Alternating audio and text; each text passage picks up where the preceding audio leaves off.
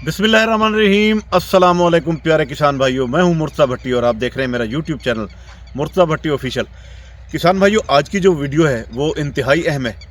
वो इस हवाले से है कि अब गंदम की जब कटाई हो जाएगी तो गंदम के बाद हम कौन कौन सी फसलें काश्त कर सकते हैं या कौन कौन सी हमें फसलें काश्त करनी चाहिए जिनका हमें फ़ायदा भी हो। तो आज की जो वीडियो है हम इसी टॉपिक पे करेंगे और आज की वीडियो का आगाज़ हम कर चुके हैं अल्लाह के नाम से। तो अब आगे बढ़ने से पहले आपसे ये रिक्वेस्ट करूंगा कि जिन दोस्तों ने मेरे चैनल को सब्सक्राइब किया हुआ है उनकी मेहरबानी है, और जिन्होंने नहीं किया हुआ तो वो मेरे चैनल को सब्सक्राइब कर लें, बेल आइकन के बटन को दबा दें ताकि मेरे आने वाली तमाम वीडियोज़ के नोटिफिकेशन आप तक आ सकें। तो वीडियो की तरफ बढ़ते हैं आगे, और आज का टॉपिक जो है वो यही है कि अब हम इसके बाद क्या काम करें। इस गंदम की कटाई के बाद कौन सी फसल हमें लगानी चाहिए जो हमें फ़ायदा भी दे, हमें ज़्यादा अखराजात भी ना करने पड़े, हमें फ़ायदा भी दे और उसकी अर्निंग भी अच्छी हो, उसका मुनाफा भी हमें बेहतर हो। क्योंकि हर किसान की ये कोशिश होती है कि जो भी हम फसल काश्त करें उसमें अल्लाह पाक उसको रोज़ी दे। तो इंशाल्लाह आज की जो वीडियो है इसमें ये सारी बातें आपके साथ डिस्कस करेंगे। तो चलते हैं वीडियो की तरफ। जी तो दोस्तों, आज के टॉपिक के हवाले से बात शुरू करें तो आप देखें गंदम माशाल्लाह इस वक्त तैयार है। ये बालियां इसकी निकली हुई हैं, इसके तकरीबन 1 माह रह गया है बाकी, और इसकी जब कटाई हो जाएगी तो कटाई के बाद ये बिल्कुल ही तैयार होगी ज़मीन अगली नई फसल के लिए।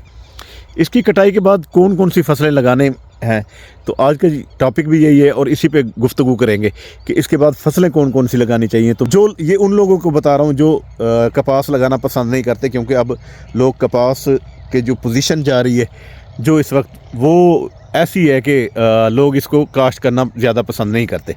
फिर कौन सी फसलें इसमें काश्त करें। ज़्यादातर जो लोग हैं जो ज़्यादा ख़र्चा नहीं करना चाहते, जो चाहते हैं कि जी हमारा ख़र्चा भी कम हो और हमारी फसल भी अच्छी हो, उसमें अर्निंग भी हमें अच्छी हो जाए, तो फिर मैं रिकमेंड करूंगा लोगों को तिल के हवाले से या तिली के हवाले से।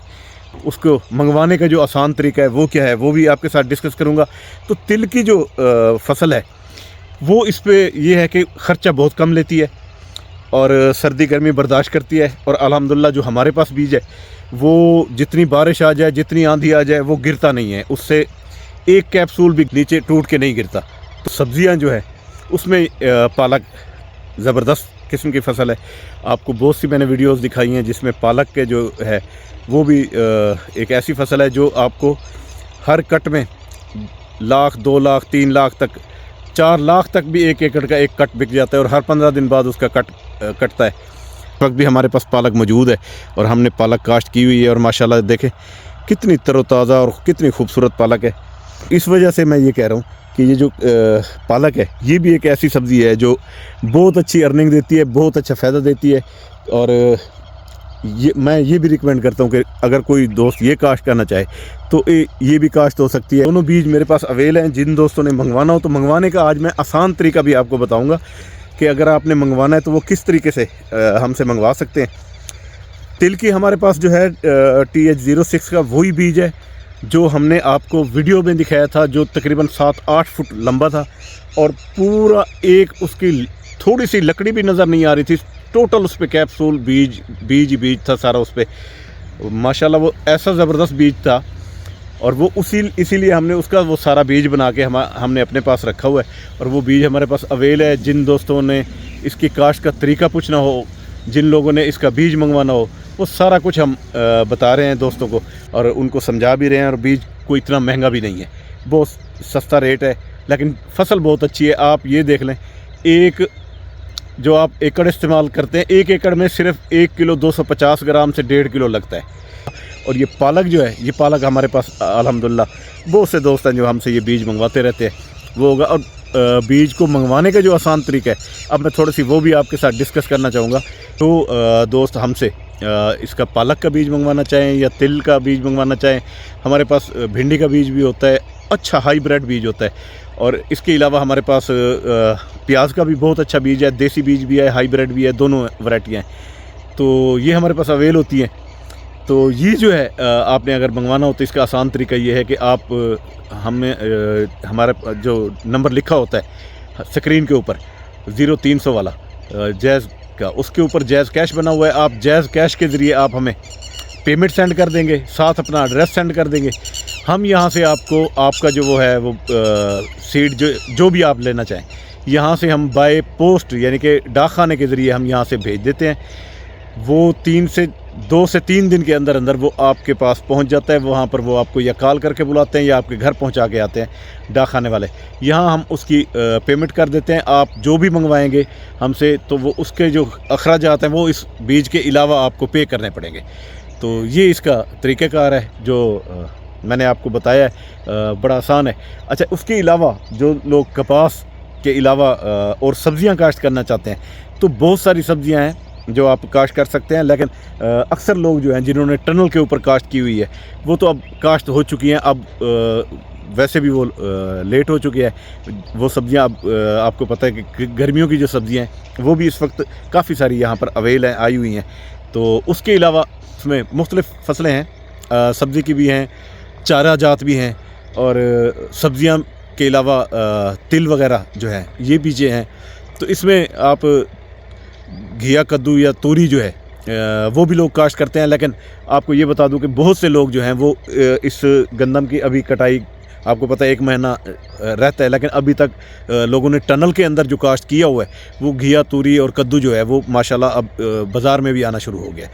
इसी तरह खीरा है, खीरा की फसल जो है वो भी बाज़ार में आना शुरू हो गई है क्योंकि लोगों ने टनल के ऊपर काश्त करना शुरू कर दिया।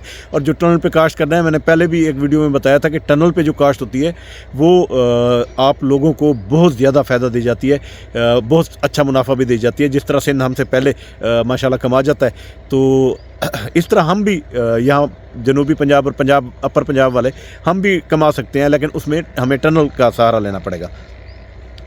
इसके अलावा जो है धान जो है मुंजी जिसे कहते हैं वो लोगों ने काश्त करनी है, वो भी बहुत अच्छे तरीके से लोग तैयारी कर रहे होते हैं। और मैं ये भी कहना चाहूँगा कि जो दोस्त जिसको इलाके का पता हो, सूटेबल हो, वो ये आराम से आसानी से कर सकते हैं। जैसे तिल की फसल है, बहुत आसानी से हो जाती है, कोई इस पे ज़्यादा मेहनत नहीं है। ऐसे पालक पे भी कोई वो नहीं है। ऐसे जो लोग मुंजी के काश्त करने वाले एरियाज़ हमारे अपर पंजाब में ज़्यादातर होता है, तो उन लोगों के लिए भी कोई मसाइल नहीं है, सिर्फ पानी इसमें ज़्यादा चाहिए होता है। अब तो बहुत सी ऐसी मुंजी की काश्त होती है जिसको पानी भी ज़्यादा नहीं चाहिए होता। ऐसे भी बीज अब अवेल हो चुके हैं। अच्छा, उसके अलावा जो है बाकी जो सब्जियां जैसे भिंडी है, भिंडी की काश्त बहुत पहले लोगों ने काश्त कर ली है। अब तो तकरीबन उसके पौधे तकरीबन 6-6 इंच के बाहर निकल चुके हैं।